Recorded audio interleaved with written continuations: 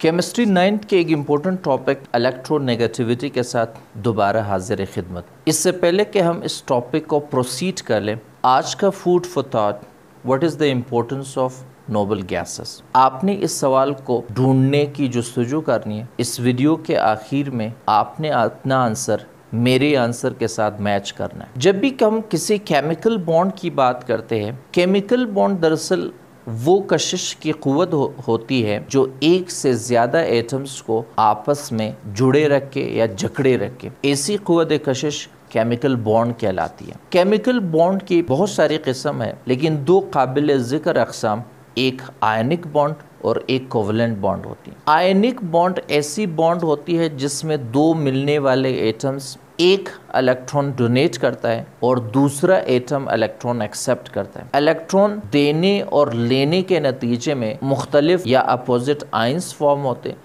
और ये opposite ions एक दूसरे को स्ट्रॉन्ग फोर्स ऑफ अट्रैक्शन से अट्रैक्ट करती है, जिससे आयनिक बॉन्ड वजूद में आता है। कोवलेंट बॉन्ड जो दूसरी किस्म की बॉन्ड होती है, ये दो एटम के माबैन इलेक्ट्रॉन्स की म्यूचुअल शेयरिंग के नतीजे में वजूद में आता है। इस इलेक्ट्रॉन की म्यूचुअल शेयरिंग के नतीजे में बनने वाले बॉन्ड कोवलेंट बॉन्ड कहलाता है। आप भी हैरान होंगे कि इलेक्ट्रोनेगेटिविटी में आयनिक और कोवलेंट बॉन्ड का जिक्र क्यों। इलेक्ट्रोनेगेटिविटी किसी एटम की वो सलाहियत होती है जिससे वो शेयर्ड पेयर ऑफ इलेक्ट्रॉन को बॉन्ड में अपनी तरफ स्ट्रॉन्ग फोर्स ऑफ अट्रैक्शन से अट्रैक्ट कर। किसी एटम की इस एबिलिटी को, जिससे वो शेयर्ड पेयर ऑफ इलेक्ट्रॉन को अपनी तरफ अट्रैक्ट कर सके, उस एटम की इस खसूसियत को, इस एबिलिटी को हम इलेक्ट्रोनेगेटिविटी का नाम देते हैं। इलेक्ट्रोनेगेटिविटी कुछ एलिमेंट्स के इलेक्ट्रोनेगेटिविटी को सबसे पहले एक अमेरिकन केमिस्ट जिसका नाम था लाइनस कार्ल पॉलिंग ने सबसे पहले इलेक्ट्रोनेगेटिविटी कैलकुलेट किए थे, और उस स्केल को जिसमें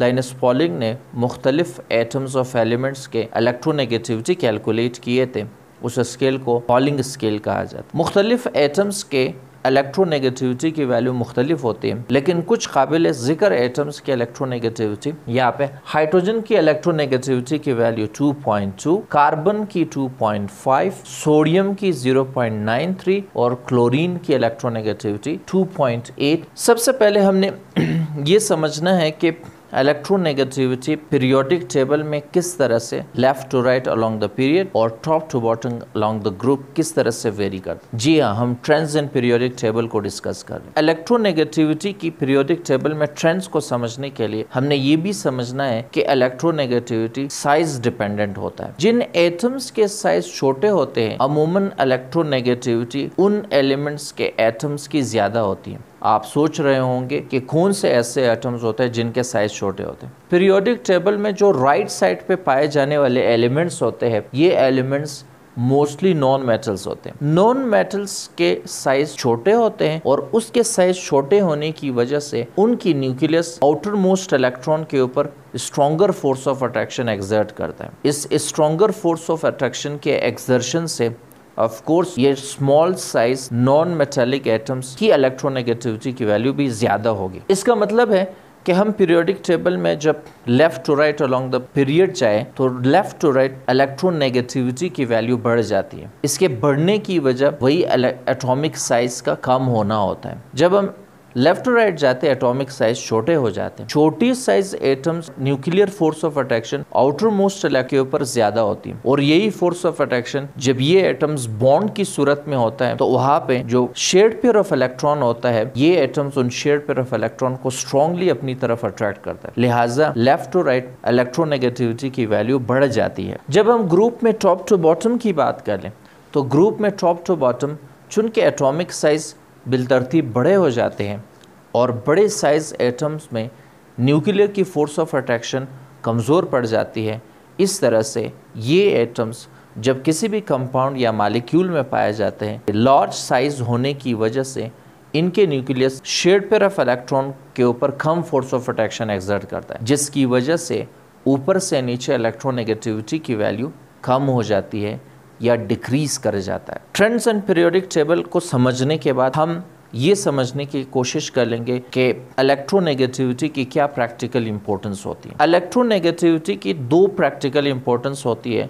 जिसमें से नंबर फर्स्ट किसी भी कोवेलेंट कंपाउंड की परसेंटेज आयनिक कैरेक्टर को डिटरमिन कर सकते हैं, तो determination of ionic character of a bond. फिर इसी तरह से हम इलेक्ट्रोनेगेटिविटी की वैल्यू या इलेक्ट्रोनेगेटिविटी की डिफरेंस की वैल्यू से हम ये भी बता सकते हैं कि कोई बॉन्ड अगर है तो वो पोलर बॉन्ड है या नॉन पोलर है, या जिसको बॉन्ड पोलरिटी भी कहा जाता है। बॉन्ड पोलरिटी को इलेक्ट्रोनेगेटिविटी डिफरेंस से मालूम कर सकते हैं। कैसे?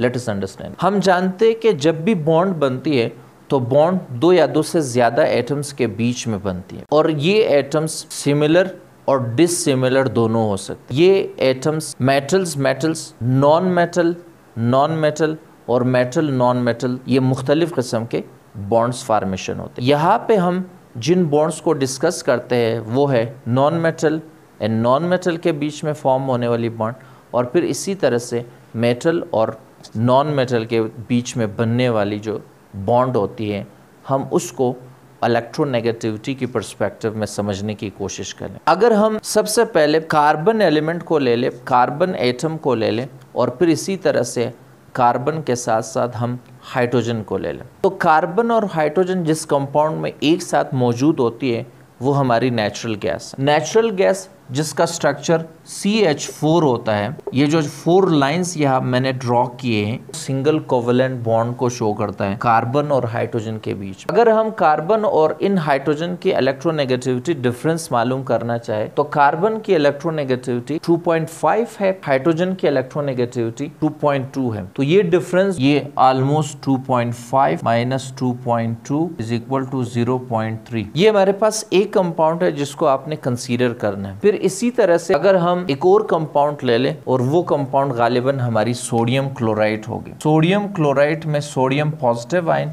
और क्लोराइड नेगेटिव है, ये एक आयनिक बॉन्ड है। हमें पता है कि सोडियम की इलेक्ट्रोनेगेटिविटी 0.9, क्लोरीन का 2.8। इनको अगर आप माइनस कर लेंगे तो आपका जो आंसर होगा वो आंसर 1.9 आएगी। ये दूसरी वैल्यू है जिसको आपने नोट कर। फिर इसी तरह से अगर हम हाइड्रोजन और क्लोरीन के बॉन्ड को डिस्कस करना चाहे, 2.8 क्लोरीन की इलेक्ट्रोनेगेटिविटी और 2.2 हाइड्रोजन की है, तो ये जो डिफरेंस आ जाएगी ये डिफरेंस होगी 0.6। आयनिक कंपाउंड सोडियम और क्लोराइड की इलेक्ट्रोनेगेटिविटी डिफरेंस की वैल्यू 1.9। इलेक्ट्रोनेगेटिविटी की जो इंटरमीडिएट वैल्यू है जो कि डिफरेंशिएट करता है कि कौन सा कंपाउंड आयनिक होगा और कौन सी कंपाउंड कोवेलेंट होगी, वो इंटरमीडिएट वैल्यू 1.7 है। इन तीनों एग्जाम्पल्स को अगर आप देख ले तो तीनों कंपाउंड में इलेक्ट्रोनेगेटिविटी का डिफरेंस सोडियम क्लोराइड का 1.9 है जो कि 1.7 से बड़ी है। 1.7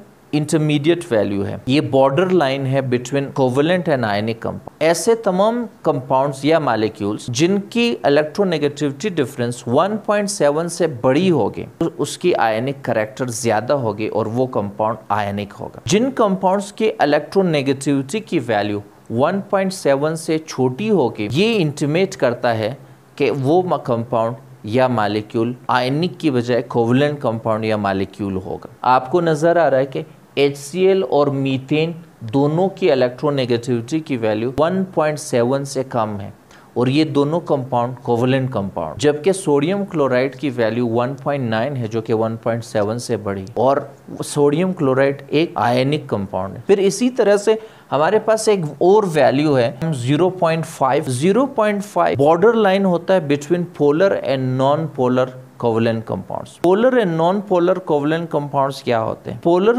कोवेलेंट कंपाउंड्स ऐसे कंपाउंड्स होते हैं जिसमें एक एटम लेस इलेक्ट्रोनेगेटिव और दूसरी हाई इलेक्ट्रोनेगेटिव होती है, जिसकी वजह से उन दोनों एटम्स के दरमियान mutually shared pair of electron को वो एटम स्ट्रांगली अपनी तरफ अट्रैक्ट करता है जिसकी इलेक्ट्रोनेगेटिविटी की वैल्यू ज़्यादा होती है। इस अट्रैक्शन की वजह से जो पेयर ऑफ इलेक्ट्रॉन होता है वो ज़्यादा इलेक्ट्रोनेगेटिव एटम की तरफ ज़्यादा बेंट होता है या मौजूद रहता है, जिसकी वजह से उस खींचने वाले एटम के ऊपर पार्शियल नेगेटिव और जिससे खींचा जाता है उसके ऊपर पार्शियल पॉजिटिव जाता है। मिसाल HCl में क्लोरीन की इलेक्ट्रोनेगेटिविटी हाइड्रोजन के इलेक्ट्रोनेगेटिविटी के मुकाबले में ज़्यादा होती है। लिहाजा यहाँ पे जो शेयर्ड पेयर ऑफ इलेक्ट्रॉन है, इस शेयर्ड पेयर ऑफ इलेक्ट्रॉन को क्लोरीन अपनी तरफ ज़्यादा खींचती है। नतीजतन क्लोरीन के पास इलेक्ट्रॉन डेंसिटी ज़्यादा और हाइड्रोजन के पास इलेक्ट्रॉन डेंसिटी कम। एज अ रिजल्ट क्लोरीन के ऊपर partial negative charge,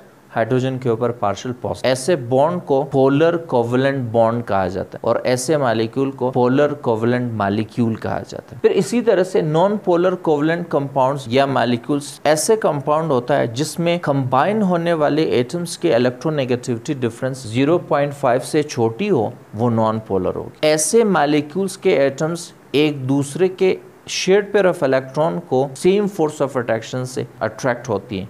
consequently atoms के ऊपर अपोजिट चार्जेस अपीयर नहीं होता है, इसलिए इन मॉलिक्यूल्स को या इन कंपाउंड्स को हम नॉन पोलर कंपाउंड्स का नाम देते हैं, यानी इनके ऊपर कोई अपोजिट चार्जेस डेवलप नहीं होती है, unlike the polar covalent compound. मिसाल के तौर पर कार्बन और हाइड्रोजन की मीथेन में इलेक्ट्रोनेगेटिविटी डिफरेंस 0.3 है, जो कि बहुत कम है। इलेक्ट्रोनेगेटिविटी डिफरेंस से हम नंबर फर्स्ट आयनिक करैक्टर का पता लगा सकते हैं और नंबर सेकंड बॉन्ड पोलरिटी को इंटीमेट कर सकते हैं या दिखा सकते हैं। अगर इलेक्ट्रोनेगेटिविटी डिफरेंस की वैल्यू 1.7 से बड़ी होगी तो वो बॉन्ड आयनिक होगा, 1.7 से छोटी होगी वो बॉन्ड कोवेलेंट होगा, 1.7 पर होगी वो बॉन्ड 50% कोवेलेंट और 50% आयनिक होगी। और इसी तरह से कोवेलेंट कंपाउंड्स में अगर मिलने वाले एटम्स की इलेक्ट्रोनेगेटिविटी 0.5 से बड़ी होगी तो वो पोलर कोवेलेंट कंपाउंड्स होंगे, और जिनकी इलेक्ट्रोनेगेटिविटी डिफरेंस 0.5 से छोटी होगी तो वो नॉन पोलर कोवेलेंट कंपाउंड्स होंगे। 0.5 पोलर और नॉन पोलर 50-50%। वीडियो के शुरू में मैंने आपसे सवाल पूछा था कि what is the importance of noble gases. Noble gases जिनको हम इनर्ट गैसेस भी कहते हैं, पीरियोडिक टेबल का जो 18 group helium, neon, argon, krypton, xenon और रेडॉन पे मुश्तमिल होता है, इस ग्रुप को हम नोबल गैसेस का नाम देते हैं। नोबल गैसेस की सबसे बड़ी इम्पोर्टेंस ये होती है कि नोबल गैसेस इनर्ट एटमॉस्फेयर पैदा करता है, जिसका मतलब ये है कि अगर किसी भी इन्वायरमेंट में आप केमिकल रिएक्शन को अवॉइड करना चाहते हो, आपको नोबल या इनर्ट गैसेस इस्तेमाल करना पड़ेगा। इनर्ट गैसेस मिलने वाले जो रिएक्टेंट्स होते हैं उनके केमिकल रिएक्शन की पॉसिबिलिटी को रिड्यूस करता है। मिसाल के तौर पर हमारी जो इनकैंडिसेंट या बल्ब होती है, बल्ब के अंदर आर्गॉन गैस डाली जाती है। ऐसा करने से बल्ब में मौजूद जो टंगस्टन फिलामेंट होती है, जब वो मुसलसल इलेक्ट्रिसिटी कंजप्शन और लाइट प्रोडक्शन के नतीजे में हीटअप होता है तो वो उस एटमॉस्फेयर में मौजूद बाकी चीज़ों से रिएक्शन नहीं करता है। देयरफॉर आर्गॉन बल्ब के अंदर इनर्ट एटमॉस्फेयर प्रोड्यूस करता है। आई होप कि आज का लेक्चर आपके लिए प्रीटी क्लियर है।